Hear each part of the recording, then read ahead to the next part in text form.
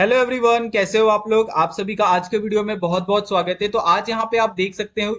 तो यहाँ पे आज विकास साइंस एक्टिविटी बुक जो 7th क्लास का आपका साइंस का एक्सपेरिमेंट बुक है, तो इसके अंदर आज हम लोग देखने वाले हैं जो एक्सपेरिमेंट नंबर आपका 7 है, 8 है और 9 है। ये तीन एक्सपेरिमेंट यहाँ पे हम लोग देखेंगे।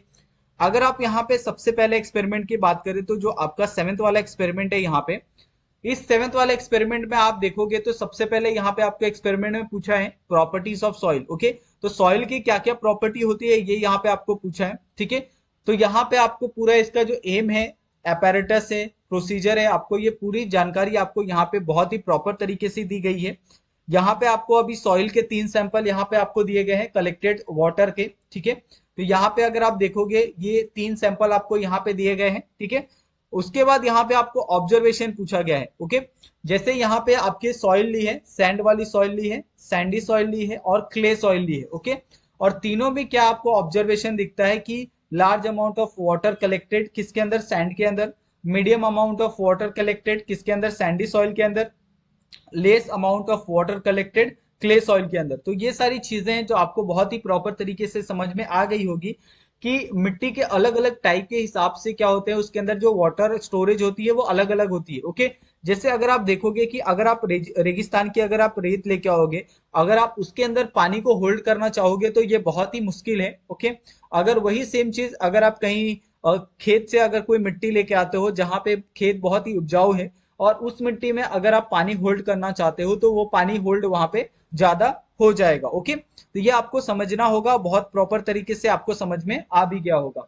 उसके बाद यहाँ पे जो नेक्स्ट आपको क्वेश्चन पूछा गया है फिलिंग द ब्लैंक्स, तो दो यहाँ पे आपको फिलिंग द ब्लैंक्स पूछे गए हैं। पहला आपको पूछा गया है कि the water holding capacity of the sand is much less than that of the Sandy soil and the clay soil has the maximum water holding capacity and hence the plant grow better in the such soil. Okay, तो यहाँ पे दोनों का answer यहाँ पे आपको proper तरीके से दिख जाएगा कि दोनों आपको फिलिंग द ब्लैंक्स में क्या लिखना है। ओके, उसके बाद अगर हम नेक्स्ट एक्सपेरिमेंट पे बढ़े तो नेक्स्ट एक्सपेरिमेंट है हमारा experiment number 8, to identify the adulteration of the food. Okay, तो आपको ये जान के बहुत ही ताजुब होगा कि पहले आपको देखने के लिए मिलता था कि पहले आपको हर एक खाने में आपको अडल्ट्रेशन देखने के लिए मिलता है, और मैंने भी ऐसे बहुत सारे अनुभव देखे हैं। ओके, जैसे अगर हम आप कहीं पे राशन लेने जाते हो तो वहां पे अगर आपने देखा होगा राशन स्टोर पे कि आपको वहां पे प्रॉपर तरीके से जो हल्दी है या फिर मसाले हैं या फिर ऐसे बहुत सारी जो चीजें हैं, चाहे आपका गेहूं हो गया, चावल हो गया, तो आपको उसके अंदर आपको अडल्ट्रेशन साफ साफ देखने के लिए मिलता था पहले। ओके,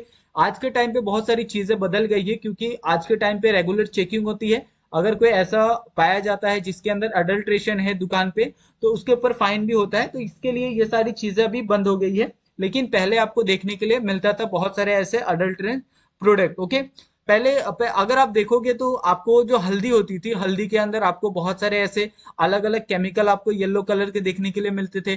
मिर्च के अंदर आपको मिट्टी जो ये होता है ना, ईंट के टुकड़े आपको पीसे हुए देखने के लिए मिलते हैं।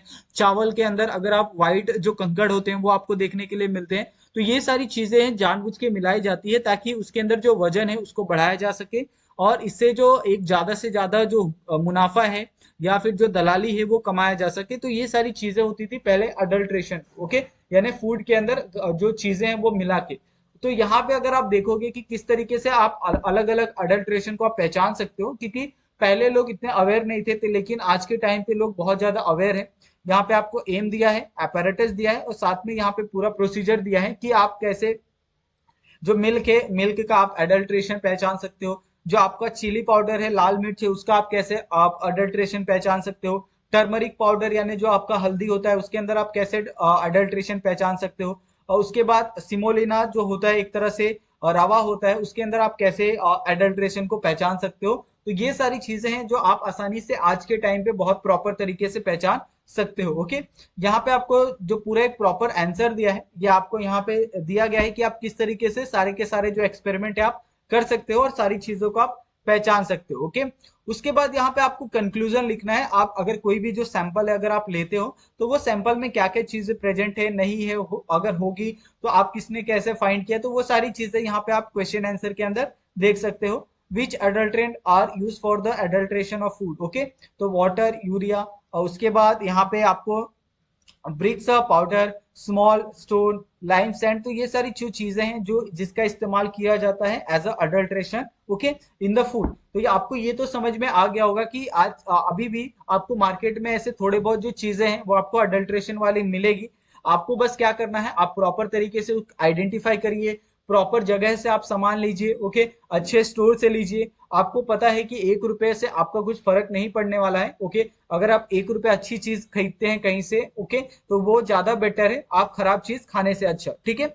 उसके बाद यहाँ पे अगर आप नेक्स्ट वाला एक्सपेरिमेंट देखते हो जहां पे आपको पूछा गया है स्टैटिक इलेक्ट्रिसिटी, तो स्टैटिक इलेक्ट्रिसिटी बहुत ही कमाल की इलेक्ट्रिसिटी होती है, जिसके अंदर अगर आप देखोगे तो अगर आप पहले देखते हो तो कि बचपन में हम लोग क्या करते थे कि जो आपके पास स्केल होती है ना, वो स्केल को हम लोग अपने बालों के ऊपर रब करते थे, घिसते थे, और छोटे छोटे जो टुकड़े होते हैं ना पेपर के, वो उससे हम लोग अट्रैक्ट करते थे। तो ये भी क्या होता है, एक तरह से इलेक्ट्रिक जो स्टैटिक फोर्स होता है ओके, वो यहाँ पे जनरेट होता है, जिसके कारण क्या होते हैं जो पेपर होते हैं वो स्केल की तरफ अट्रैक्ट होते हैं ओके। तो यहाँ पे वही सेम चीज है, मटेरियल यहाँ पे आपको दिया है, पूरा प्रोसीजर दिया है।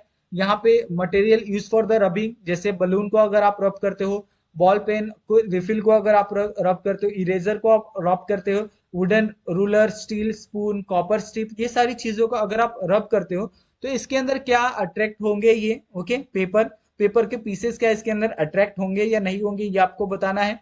और does the object gate charge, तो यहाँ पे जो ऑब्जेक्ट है वो क्या चार्ज होंगे या नहीं होंगे, यहाँ पे जो एग्जांपल दिया है उसके हिसाब से आपको यहाँ पे जो आंसर है वो आपको दिया गया है ओके। उसके बाद यहाँ पे सेकंड वाला देखोगे तो मटेरियल यहाँ पे हमने क्या किया है, चेंज कर दिया है, few straw, wooden cloth, glass bottle okay. यहाँ पे उसके पूरे कंप्लीट जो प्रोसीजर है वो आपको यहाँ पे दिया गया है। साथ में यहाँ पे record your observation in each of the above procedure in the chart okay. तो चार्ट के अंदर आपको सारे के सारे जो प्रोसीजर है उसके हिसाब से उसके अंदर अट्रैक्शन होता है या रिपल्सन होता है वो आपको यहाँ पे रिकॉर्ड करना है, और साथ में उसका जो एक कंक्लूजन है वो भी आपको यहाँ पे लिखना है ओके। तो तीनों का आंसर यहाँ पे आप प्रॉपर तरीके से देख सकते हैं ओके। उसके बाद यहाँ पे आपको एक फिलिंग द ब्लैंक्स दिया है ओके, जिसके अंदर आप तीनों का चार फिलिंग द ब्लैंक्स है वो आप प्रॉपर तरीके से देख सकते हैं। Electrically charge object, attraction uncharged object, there is the repulsion between the like electric charge, there is the attraction between the unlike electric charge, therefore the repulsion is used as the test for the identifying and the electrically charged object okay। तो इस तरीके से आपको ये सारा का सारा जो आंसर है यहाँ पे आपको लिखना है ओके। उसके बाद नेक्स्ट हम लोग करेंगे जो सी वाला है, गोल्ड लीफ इलेक्ट्रोस्कोप का ओके। तो इसके अंदर अगर आप देखोगे तो इसके अंदर आपको एम दिया है, रिक्वायरमेंट दिया है, और साथ में यहाँ पे बहुत ही एक कमाल का जो प्रोसीजर है वो आपको दिया है ओके। और इस प्रोसीजर के हिसाब से यहाँ पे जो आपका ऑब्जर्वेशन है वो आपको यहाँ पे लिखना है। यहाँ पे टोटल 4 ऑब्जर्वेशन दिए हैं, चारों ऑब्जर्वेशन का जो आंसर है यहाँ पे आप प्रॉपर तरीके से देख सकते हैं ओके। उसके बाद यहाँ पे आपको कंक्लूजन दिया है कि आपको ये सारे एक्सपेरिमेंट से आपको क्या समझा है, वो सारी चीजें यहाँ पे आपको प्रॉपर तरीके से लिखने हैं, और प्रॉपर तरीके से आपको ये सारी चीजें यहाँ पे आपको लिख के दी गई है ताकि आपको कोई भी जो कंफ्यूजन है वो आपको ना हो ओके। यहाँ पे आपको कुछ क्वेश्चन आंसर भी दिए गए हैं छोटे छोटे, कि what is the meant by the static electric charge okay, why is the static electricity also called as the friction electricity, what is the use of the electroscope okay, why are the gold or aluminum leaf used in the electroscope okay। तो इस तरीके से ये 4 आपको question दिए हैं छोटे छोटे, और चारों क्वेश्चन का आंसर यहाँ पे आप प्रॉपर तरीके से देख सकते हैं। आपको सारे के सारे जो आंसर है यहाँ पे आपको दिए गए हैं ताकि आपको इसमें कोई भी जो दिक्कत है वो आपको फेस ना करनी पड़ी ओके। तो इस तरीके से यहाँ पे ये जो पूरा एक्सरसाइज है यहाँ पे खत्म होता है।